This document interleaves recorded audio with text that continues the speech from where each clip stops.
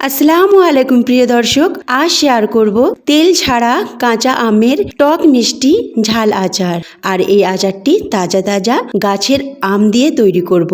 আর তার সাথে একটা স্পেশাল মশলা তৈরি করব, যেটা এই আচারের স্বাদকে আরও বাড়িয়ে দেবে। আর এই আচারটি সারা বছর আপনারা সংরক্ষণ করতে পারবেন। আর এটা পুরো একটাই থাকবে, না ভেঙে যাবে না গলে যাবে। তেল ছাড়া আর রোদে দেবার ঝামেলা ছাড়াই এই আচারটি একবার বানালে আপনারা বারবারই বানাতে চাইবেন। মাশাআল্লাহ, এতটাই স্বাদ এই আচারের। তাই ফ্রেন্ডস বলছি, ভিডিওটি স্কিপ না করে দেখতে থাকবেন। আর ভিডিওটি ভালো লাগলে অবশ্যই লাইক, শেয়ার, কমেন্ট করতে ভুলবেন না। তার সাথে সাবস্ক্রাইব করে পাশে থাকবেন। তার সাথে মজার মজার রেসিপি দেখতে চাইলে উপরে আই বাটন আর এন্ড স্ক্রিন চেক করে দেখে নিতে পারেন। বিসমিল্লাহির রহমানির রহিম। প্রথমে আমি আচারের যে স্পেশাল মশলা সেটা তৈরি করে নেব। কড়াতে নিয়ে নিলাম 2 চামচ গোটা ধনে, 1 চামচ গোটা জিরে, 1 চামচ গোটা মৌরি, 1 চামচ গোটা মেথি, 6টি শুকনো লঙ্কা, 2টো এলাচ আর 2টো তেজপাতা। সবগুলো হালকা আঁচে 1 মিনিটের মতো রোস্ট করে নিলাম। তারপরে এইভাবে গুঁড়ো করে নিলাম। একদম পাউডার বানাবেন না, ঠিক এই রকম বানাবেন। এবার এদিকে টাটকা আম নিয়েছি। আমটা প্রায় 1 কেজি হবে। তার খোসাটাকে ছাড়িয়ে নিলাম পিলারের সাহায্যে। আপনারা চাইলে বটি বা ছুরির সাহায্যে করে নিতে পারেন। আমগুলো সব ছিলে নেওয়া হয়ে গেলে প্রত্যেকটা আমকে আমি আধখানা করে নেব। আর তার ভিতরের যে কুশি আছে সেগুলোকে ফেলে দেব। এইরকম আধখানা করেই রেখে দেব। আর প্রত্যেকটার উপরে একটু ডিজাইন দিয়ে দেব। ডিজাইনটা কেমন করে দিচ্ছি একটু ভালো করে ফলো করুন। ছুরি দিয়ে এদিক থেকে ওদিকে টেনে নিচ্ছি, তবে এটা হালকা হাতে করবেন। দেখুন এইরকম হয়েছে।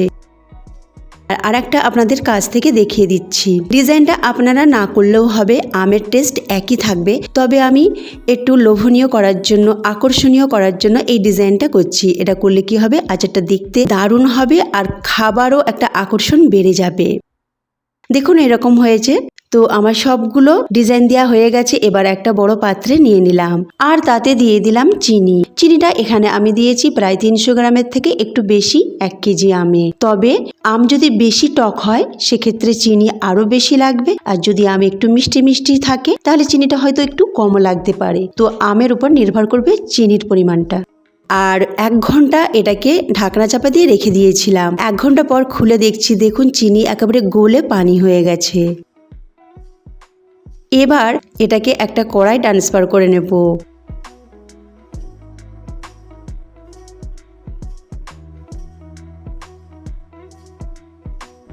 তারপরে একটু নাড়াচাড়া করে দেব আর গ্যাসের ফ্লেমটা কম রাখবো। কম আঁচে এই আচারটি বানাবো। এই আচারটি বানাতে একটু সময় লাগবে। কম আঁচে করলে এটা একেবারে একটা গোটা থাকবে আর রসালো আচার তৈরি হবে।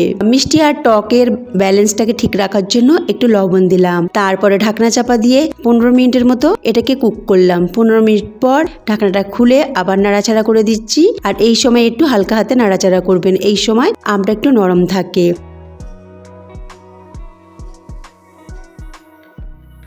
তারপরে যে মশলাটা তৈরি করে রেখেছিলাম সেই মশলা থেকে 2 চামচ মশলা দিয়ে দিলাম। দিয়ে একটু হালকা হাতে নাড়াচাড়া করে দিলাম। তারপরে দিয়ে দিলাম ভিনিগার 2 চামচের মতো দিলাম। ভিনিগার দিলে এই আচারটি 1 বছর পর্যন্ত আপনারা সংরক্ষণ করে রাখতে পারবেন। তার সাথে ভিনিগার দিলে এর স্বাদও অনেকখানি বেড়ে যাবে।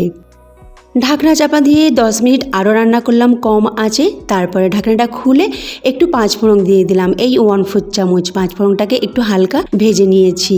এটা করলে কি হবে, 5 ফোড়নের ফ্লেভারটা আরও বেশি বাড়বে আর আচারের স্বাদটাও অনেক গুণ বাড়বে। তারপরে ঢাকনা চাপা দিয়ে বসিয়ে রেখে দিয়েছিলাম কম আঁচে। এবার ঢাকনাটা খুলে নিচ্ছি আর আচার আমার একদম রেডি হয়ে গেছে। টক মিষ্টি ঝাল আচার, দেখতে আকর্ষণীয়, লোভনীয় আর খেতেও দারুণ। আর এই রকম একটা গোটা থাকবে এই আচারটি, একেবারে রসালো আচার। তো ফ্রেন্ডস, আজকের রেসিপিটি ভালো লাগলে অবশ্যই লাইক, শেয়ার, কমেন্ট করতে ভুলবেন না। আল্লাহ হাফেজ।